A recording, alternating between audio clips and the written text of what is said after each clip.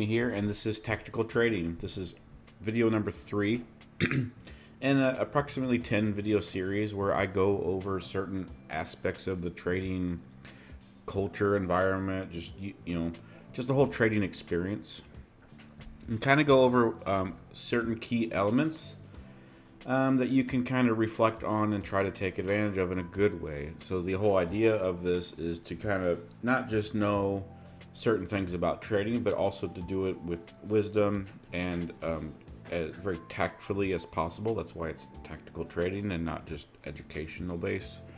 So it's designed to think a little more high level about certain things. The first video was talking about entries, trading entries. We talked about not just how to trade and how to enter a trade, but also the types of entries that you can do. Some people look for more aggressive entries, some people are more casual with that.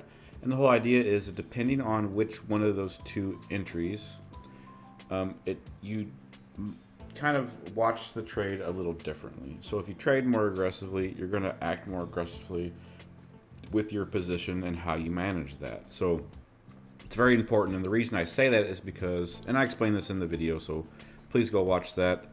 But the whole idea is some people will take trade type A and have it behave like trade type B. And you can't really do that. You kind of have to go with the same methodology from beginning to end of a trade. So that's video number 1. The second video was about stop losses. And I was originally going to cover that on video 1. Video 2 covers these stop losses to see how aggressive you might want to take your stop loss. Where should I even place it at? There's different ideas. And this is a good example. This is a current trade position I have open. And you can see it's going pretty good, but you can adjust this, depending if you want a tight stop or a wide stop, and based off of just how you want that trade to go. And so again, it goes back to the first video. Some people will trade aggressively but have a wide stop like this, so if it goes down barely at all, they close the trade, and so then they never make a successful trade because they're treating it here versus down below. So that's the second video. Go ahead and watch that too. This one, video number 3, we're going to talk about bullish and bearish price action as an abstract concept. So what do I mean by that? Well, I'm going to go ahead and just explain that to you, and then we'll go ahead and look at some examples and see how you can apply this properly, because some people will get this confused, and that's what the video is about, right? So let's just get started. So there's a few things here. So first of all, we're going to address what is bullish price action, and then we're going to go into what is bearish price action. So you hear that a lot, right? You see something on Twitter like, oh, Bitcoin's bullish right now, Bitcoin's bearish right now. So how do you judge that? How do you differ between the two? Can the two get mixed up? And the answer is yes, it can. It can very much so.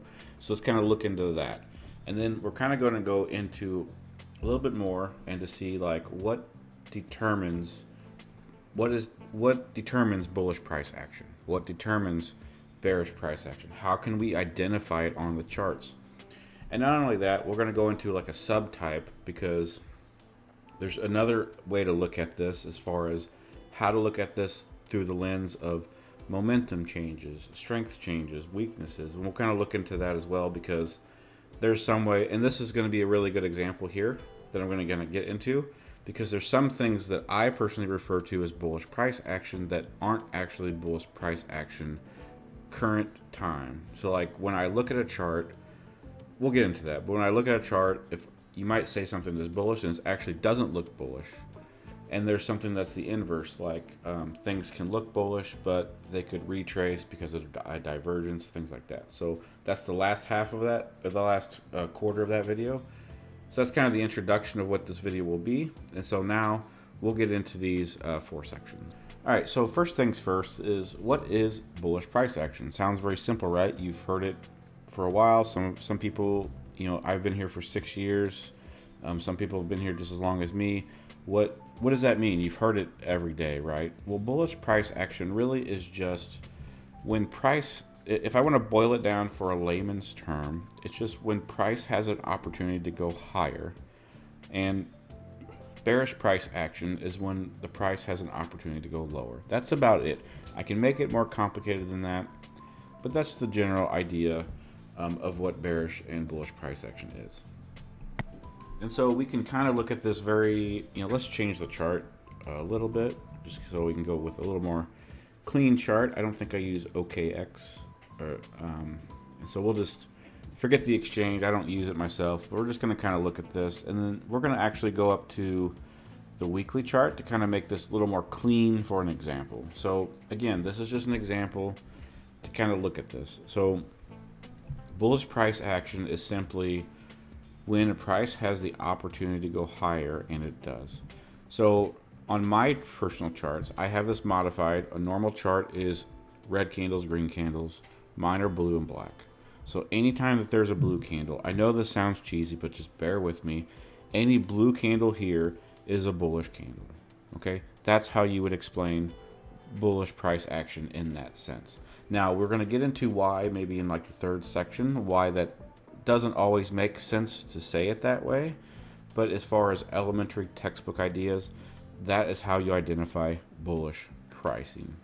And now we can also say the flip side for bearish price action. What is bearish price action? When price has an opportunity to go down, and it does. So that's all the black candles on my chart, which are normally red candles on the default setting. So that's pretty much, that's about it as far as like the elementary aspects of it. It gets a little more complicated when you start to think about certain price actions. So for bullish price action, we can say, let's do a log chart to kind of make it a little more easier. So we have this right here.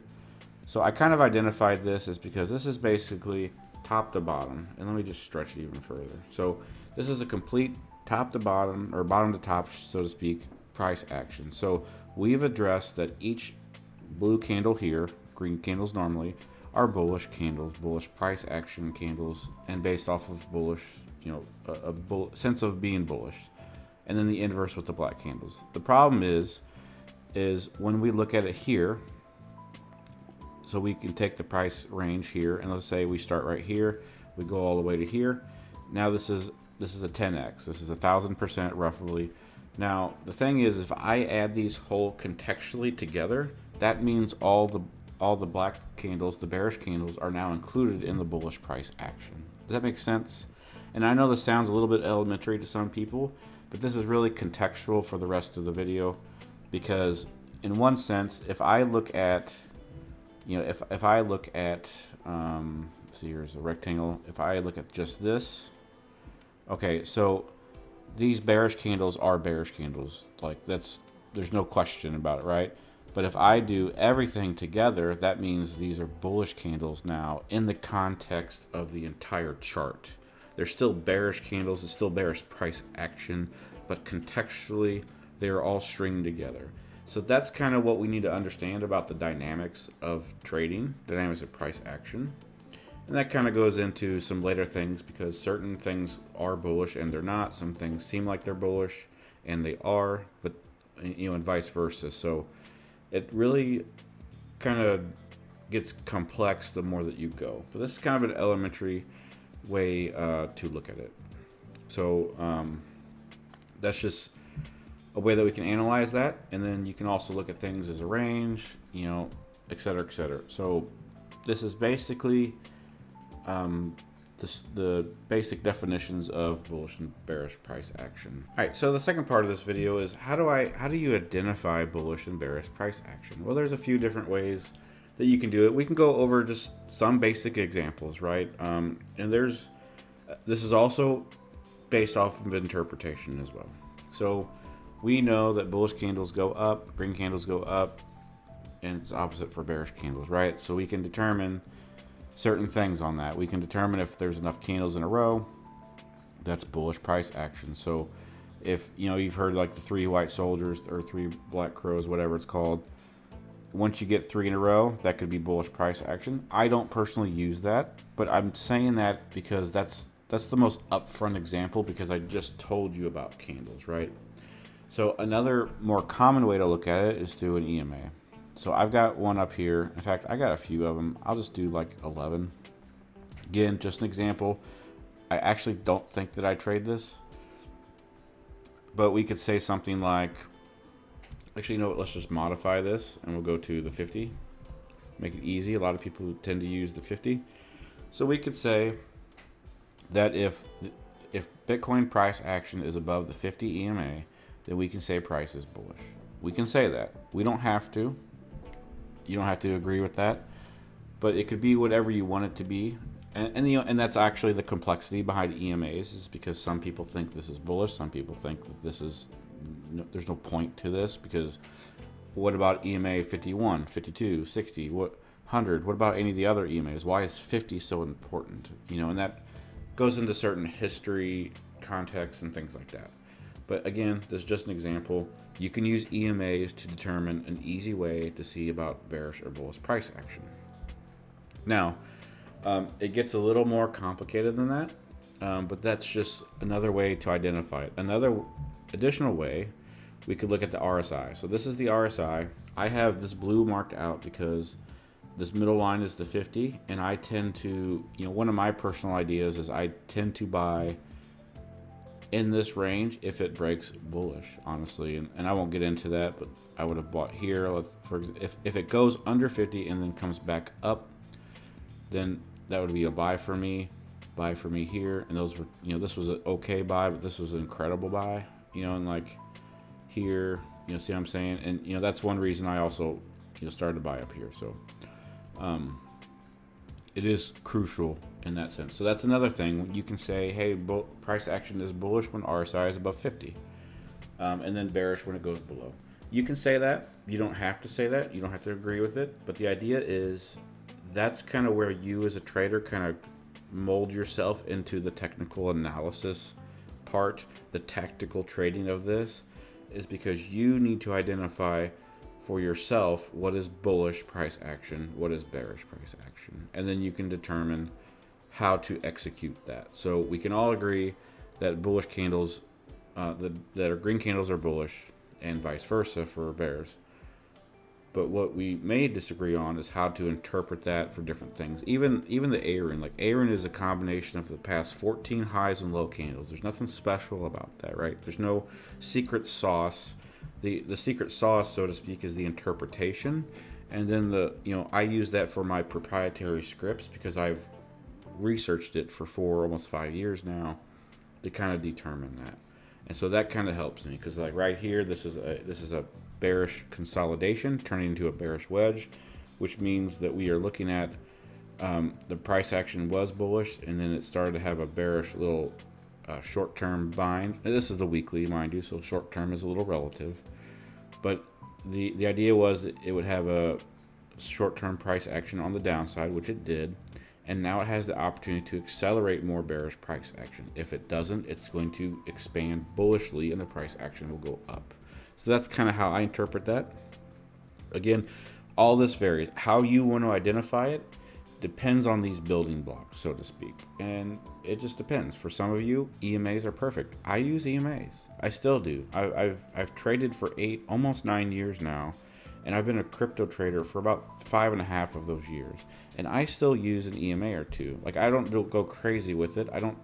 I personally don't think it makes sense to do a lot of EMAs, but I do one or two, and it depends, right? It depends if it's the weekly time frame, because I've looked at some analysis like the 2 week on certain time frames or what have you, and so on the 200, I think, is it 200? It's not gonna show up on this one, but I think is it Brave New Coin? Haven't used that one in a while. So there you go. So this is kind of one thing that I look at. Brave New Coin on the 200. You can see that I'll put the log back on. We have not gone below it. I think it's the weekly, actually. Sorry. So weekly price action is when we broke below the weekly on the 200, which is the red one, not the blue one. When we broke below it and then we went back above it, we never went back below it unless the entire cycle reset. So here was your excellent buy signal at roughly 4,100. Here's another buy signal. If you want to be conservative, about 6,700. And then here is your other one at 27.9, which we are still below. But you can see we are holding this, okay? And that's one reason why I don't look at candles until they close, because we still got a day left of this. And people were saying, oh, we broke below 200. No, we didn't. We're above it now. So that's kind of a different insight to another video, but that's that's one thing I'm looking at. So the way that you want to identify it is dependent. It's a little subjective on how you want to interpret it, but you need to interpret it based off of actual, tangible, technical analysis. So that's pretty much it. I want that to be more exciting than it is, but it is up to you. And ultimately, your trading is up to you anyway, because you need to figure out how you can make the most money, and these are just the ways to do that. So I got another. I think I'm going to put the next two sections together and kind of put in like how do we interpret bullish and bearish analysis as we trade, and I'll explain why.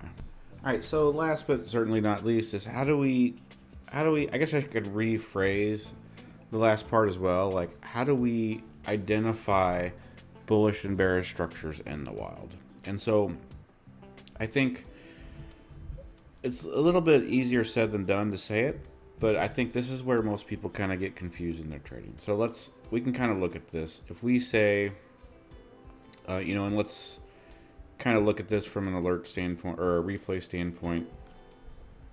We look at something like this, right? So like, is this bullish or is this bearish? Like in the entire chart, is this bullish or this is bearish? I think most people would probably lend themselves to think that this is bullish. Now, this comes into some interpretations, right? Why does somebody think that this is bullish? Well, we've had a big run up, like I said. We had the bullish candles seem to kind of be more in common than the bearish ones. So we can kind of agree with that, right? So we kind of address this here. The RSI is above the 50, like I mentioned, and you have other things too. So I mean, of course, knowing what we know about the price action to come, that we know this will eventually go to new highs. But is this really bullish in this sense? Because if we kind of look at it this way, we still have some resistance to go forward or to go through.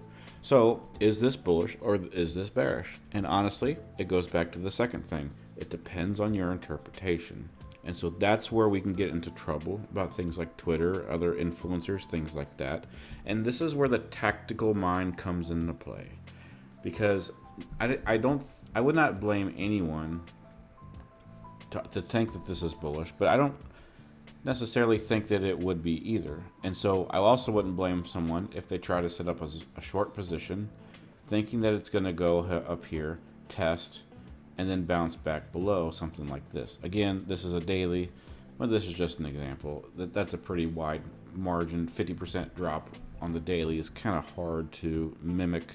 Again, it's just an example. So we can kind of play this out, and it does go up, and then it touches. And so right here, so let's kind of back this up a little bit. I think that's, and we will back it right here. So this touched above here, which would confirm, let's say I had a bearish bias. We already know it's going to break through, but this would have triggered the short, and it would have been okay for now. But then the next candle or so happened, and then you immediately got stopped out. So was it bullish before? Yes, it was. But could you see why people would think it's bearish? Yes, of course. Now we have something else on our hands, because is this bullish? Yes.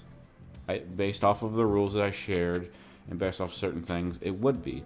However, you can see here, if we kind of zoom, if we kind of take this to the 2-day and we kind of look at this, now we have a divergence. So we have a higher high here and we have a lower low on the RSI. And so is this still bullish?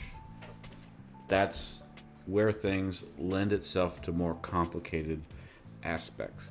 I would still say that this is bullish, with the caveat that that is weakening and that it can turn. So that's where the momentum part and the strength and weakness part comes into play. When you have a divergence this strong, I think the 3-day even might show it a little bit better. There you go.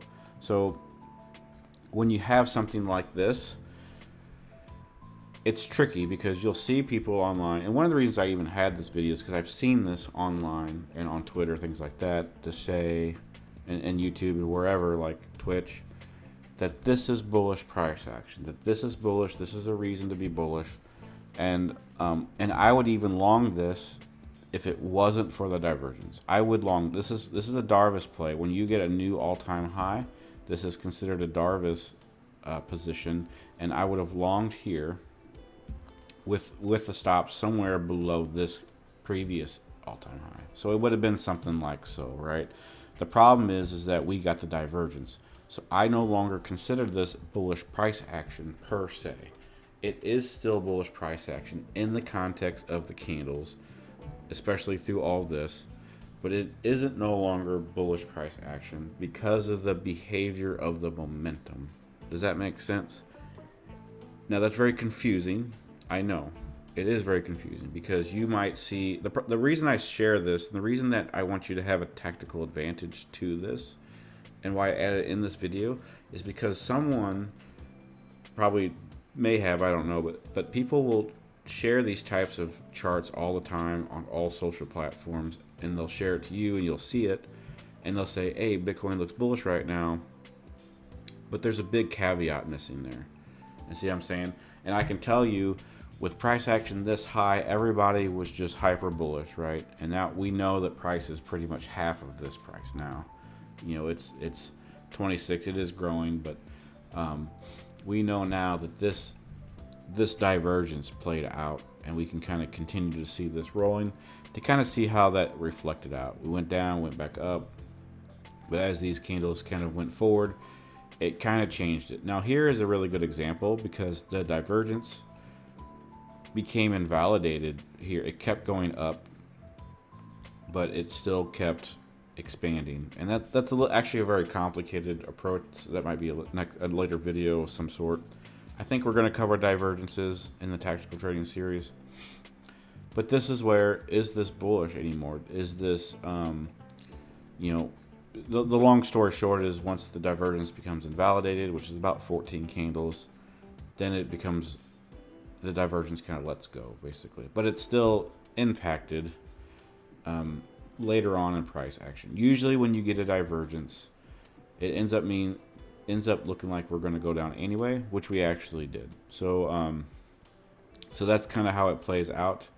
Let's see, can I just stop this and see how this goes? Where is it at? Here. So we can see we had a distributive pattern. It took quite a long time, but we finally got the divergence, and then it actually had a bullish divergence to set that up again. So a little complicated. That was kind of more a very complex example, but the point is, I want you to identify when bullish price action may not be as bullish as you think, and bearish price action may not be as bearish as you think, because there's certain things. So another example is like right here, like we have a divergence, and so there's certain things like hidden bull divs, there's other examples, and I know people don't really like those things, but usually that sets up more reaccumulative patterns, like more like consolidation than impulse. And what I mean by that is, you'll have a price action, consolidation down, and then forward again. So what is this? Is this bullish price action, or is this bearish price action? How do you interpret that? And it really depends on the context of all of this. And so that's where you got to decide what that means. But more importantly, you got to understand what other people mean as well, because you might see your favorite trader saying, hey, Bitcoin looks bullish right now, and it's not. And so, and honestly, that's something that I think people have misinterpreted for me. And this is kind of the last section, I guess, that I originally talked about, was when you have a formation like this, everybody was talking about, you know, we're going down, bearish, like game's over, blah, blah, blah. And I'm saying this looks bullish to me. Now, why did I say it looks bullish to me when we've been going down for 2 months? Well, there's a few things. One, contextually, we're up against this area right here. We've been up for so long. There's nothing necessarily that screams bearish to me as far as like we're in deep trouble. And so that's the difference. There's a difference between being bearish for the day and being bearish for the month, being bearish for the quarter. And so you got to play that into mind. A lot of people are looking at this slow bleed and interpret it like, oh, this is so bearish, I can't stand it. And that gets you in the mindset that the bullish price action is bigger than it should be. But in the grand scheme of the context, it's still bullish. This is all still bullish price action to me. And the reason being is because we had a breakout. We had a distributive pattern, breakout, distributive pattern. Now we're on the verge of breaking out again. And so another thing is this right here, this red pattern right here. Not this one, but this one right here. This is a falling wedge. Now, a falling wedge leads to, this is a great example because falling wedges lead generally to bullish price action. However, a falling wedge is a bearish wedge as far as how it looks. So this is bearish price action, but a falling wedge is usually results in a bullish break going up like so, like going up here. So that's conflicting, right? Because it looks bearish, and the reason being is supply is diminishing, but demand is still trying to hold, and then supply gives way, and then you end up getting real bullish price action. So that's how you need to interpret that. Is it bullish? Is it bearish? And it's a little bit of both, but when I see a wedge, I interpret this as bullish. I do. And so that's contradictory to some people because some people think that that's not bullish. And that kind of goes into the last deceptive thing, is because people will only label bullish price action if it's already been bullish. Like they wait till the bullish stuff actually starts. But generally speaking, that's not a good long-term behavior, because when a bullish price action has already been executed, it's gonna have the opportunity to be less bullish than it was. Okay, and that's where a lot of people get in trouble, because I bought here, and I haven't been quiet about that. I probably should be, but I bought here, and when everybody was screaming that the crypto world is just done, it's just over, and then we broke bullish. We broke bullish because we broke bullish because it was bullish, but people just didn't understand it. They didn't want to see it that way. So we broke bullish. People bought here. They were excited, and then now we're going back below 20, and then they sell, and then it actually goes up again. So people didn't get bullish until here. People didn't get bullish till here. Well, one of my scripts tells me to sell here. It's just like it's just one of those things that doesn't make sense, because the bullish price action was already over in that sense. So, and then it's the same here. Like, we go down, so people sell here, and then we went back up, but then they're like, now after this candle, like, oh, we're bullish again. We're bullish again. No, you're just late to the party. You should have been bullish down here. And again, I got this little thing here, tells me to sell, and so people were buying here when they should have been selling, because this is bullish price action technically in the grand context of everything,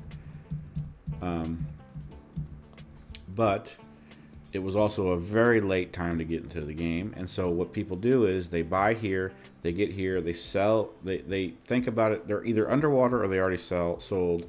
If they didn't sell, they're underwater here, and they try to sell, but then they come here and now they're depressed, and they're like, oh, this price action sucks, all the FUD's coming in, blah blah blah blah blah. And then the problem is you're late to the party, you're late longer.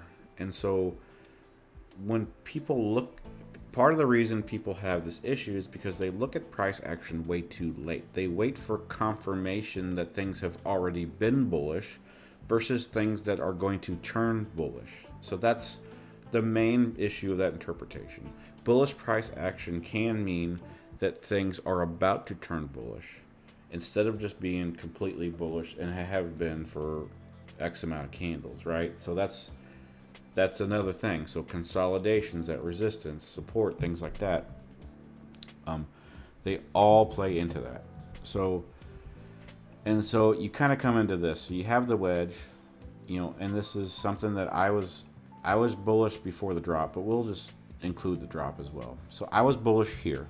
I was bullish way up here before we dropped, but I was also bullish here, and I didn't waver.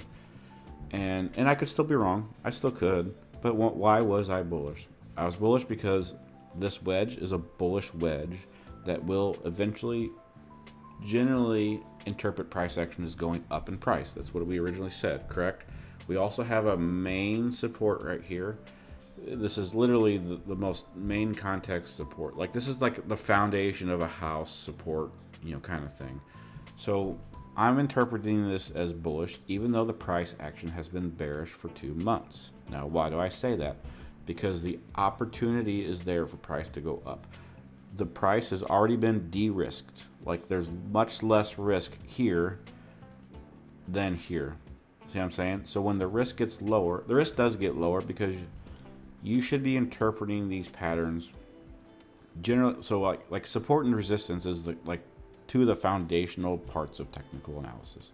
So when you get a main one like this, you need to hold it very strongly in your analysis, in your methodologies. So wedges are very strong for me as well. So when I get two together, the price action looks very strong to me. This is a very high conviction trade to me. This is why I bought 10% extra spot last week, and then I also made an extra position because this is, in my opinion, this is something that only happens maybe once every 2 years. But anyway, the point is that it is bullish to me, even though the price action looks bearish, because I'm expecting a bullish result.